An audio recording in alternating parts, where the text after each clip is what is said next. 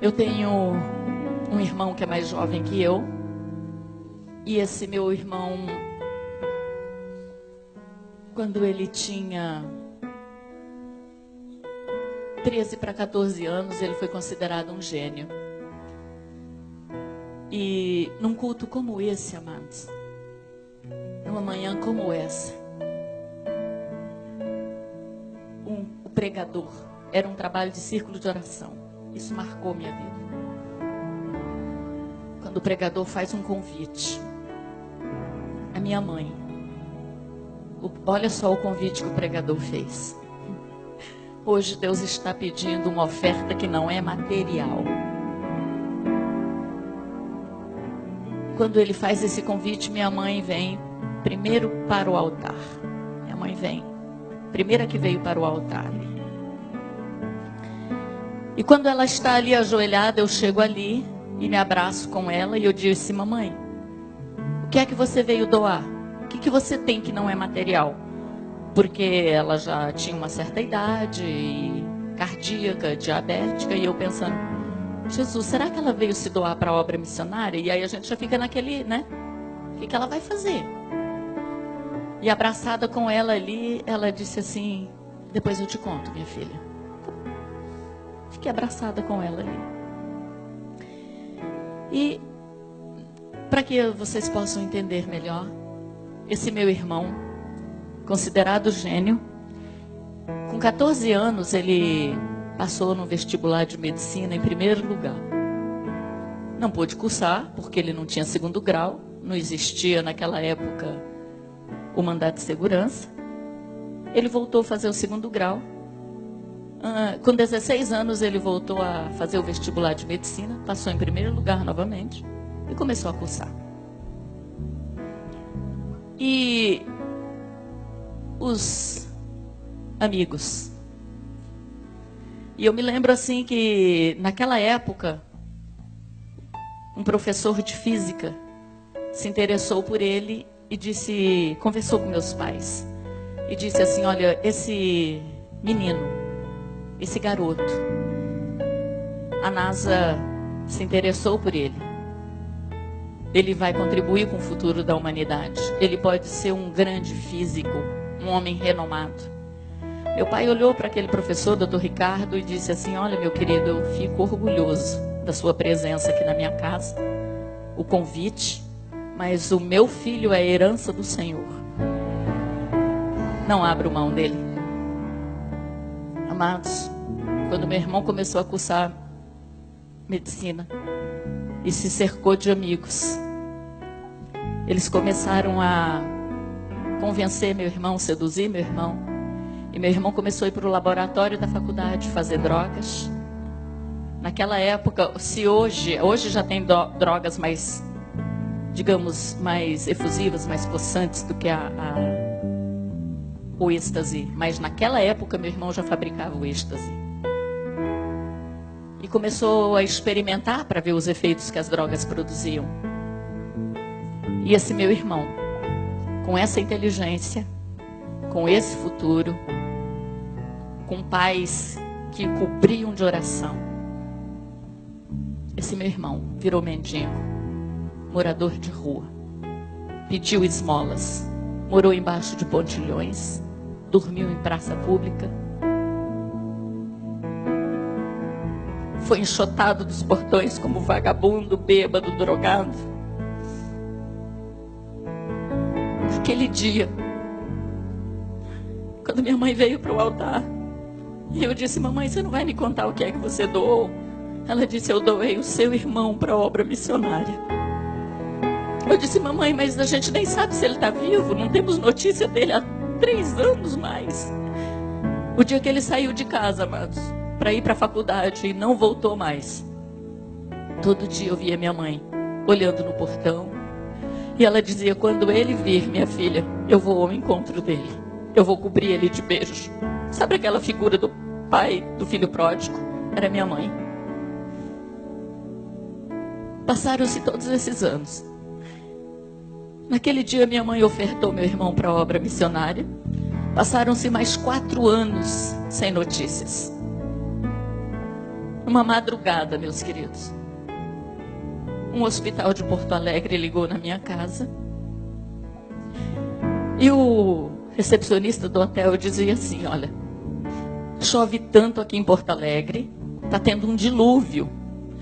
E alguém recolheu da enxurrada um mendigo. E nós encontramos na carteira dele esse telefone. Mas não alimente esperanças. E eu dizia para ele assim: eu tenho um irmão que está desaparecido há mais de 7 anos. E ele dizia: não, mas esse tipo rouba as coisas, troca as coisas, pode não ser nada seu. Minha mãe, eu falando baixinho, minha mãe já na extensão: Deus, tu és maravilhoso. Deus, tu és poderoso. Deus, tu és Deus fiel. E o rapaz dizia: o que está acontecendo, moça? E eu dizia: não, é que eu tenho um irmão, minha mãe e tal. No outro dia de manhã, minha mãe foi para Porto Alegre. E eu marquei com ela um horário para a gente se falar lá na recepção do hotel, do hospital. Quando eu liguei, eu disse: mamãe, é o Noé? Ela disse: é, minha filha, é seu irmão. Eu disse: como é que ele está? Tá bem, tá bem. Mas não foi recolhido da enxurrada? Foi. O rapaz disse que ele estava com o pulmão, talvez ele não sobrevivesse até hoje, porque está com o pulmão cheio de água, está todo comprometido. Não, minha filha, está bem. Não tem unhas, não tem dentes, não tem cabelos, não vê, não fala. Não fica em pé. Tem ferida dos pés à cabeça. Mas está bem. Mãe, está vivo, minha filha. Ele está vivo. Bote a mão assim no seu coração, ó. Você está sentindo ele bater? Está vivo. Tem esperança. Há esperança para a árvore, ainda que seja cortada. Há esperança. Eu disse: mamãe, quando é que você vem? Ela disse: amanhã. Eu disse: amanhã? Você acha? Você vai largar ele aí, mamãe? Não, minha filha, eu vou com ele. Mamãe, a senhora acha que o hospital vai liberar uma pessoa assim? Vai? Porque a irmã Judite vai vir aqui, minha filha, no hospital. Eu disse: quem é a irmã Judite? Ah, dirigente do círculo de oração? Onde ela achou a irmã Judite, eu não sei. Mas ela achou a irmã Judite. Eu disse: mamãe. Ela disse: minha filha, mande a minha passagem com a do seu irmão. Porque a irmã Judite vem com um grupo do círculo de oração aqui hoje. E eu vou para casa com seu irmão. Sabe quando você manda a passagem pensando: perdi meu dinheiro?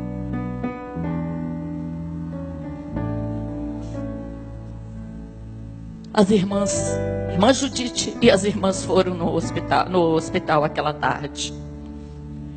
Fizeram um clamor tão poderoso que o segurança do hospital botou elas para fora. Por quê, amados? Porque enfermeiras aceitaram Jesus? Porque enfermeiros foram batizados com o Espírito Santo? Porque médico aceitou Jesus ali? E no outro dia minha mãe foi com meu irmão para Londrina. No outro dia, meu irmão foi com a minha mãe para Londrina. Quando chegaram em Londrina, eu fui ao médico com eles. Um neurologista famosíssimo, naquela época era a sumidade da América Latina. E eu cheguei e disse: doutor João. Ele disse: Genilda, nem eu, nem ninguém pode fazer nada pelo seu irmão.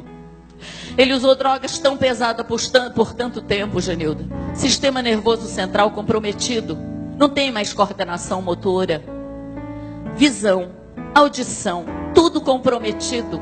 A estrutura dele, Genilda, não tem. Neurônios queimados, neurônios não se restauram. Se ele sobreviver a essa crise, ele vai engordar um pouco, a pele vai melhorar com um bom dermatologista, mas ele vai viver na cama, Genilda. Não tem o que fazer, nem eu e nem ninguém pode fazer nada pelo seu irmão. Minha mãe, uma pernambucana, assim, ó, de 1,45 m. Pequenininha, olhinho azul, uma princesa. Ele, 2 metros, 200 quilos. Ela olha para ele, estica aquele dedinho e diz assim: doutor João, o senhor é amigo da minha filha. Eu lhe respeito. O senhor estudou, pagou um preço. O senhor está falando como médico. O senhor está falando que a experiência de médico lhe dá. O senhor está falando do que a medicina lhe dá.